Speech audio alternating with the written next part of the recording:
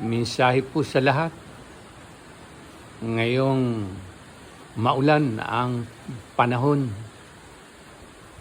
2 araw na ho na panay ang pagpatak ng ulan at bugso ng hangin.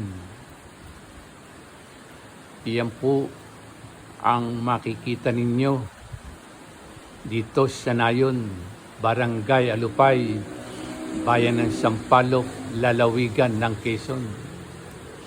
Pabugso-bugso po ang ulan na may kasamang mga pinong pag-ulan para pong napakadali pong ilipad ng hangin.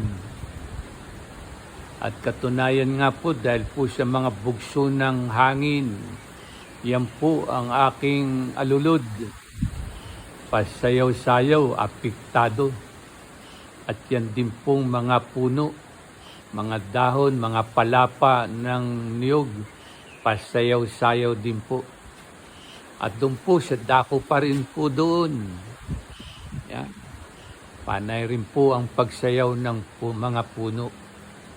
Sa ganito pong panahon, ingat-ingat po tayo sa baha at sa pagguho ng mga lupa. Dahil po tayo ay nasa bahay, gawin po natin ang mga bagay-bagay na hindi natin nagagawa. At yan po, sa ganyang paraan, hindi natin napapansin ang masamang dulot ng panahon.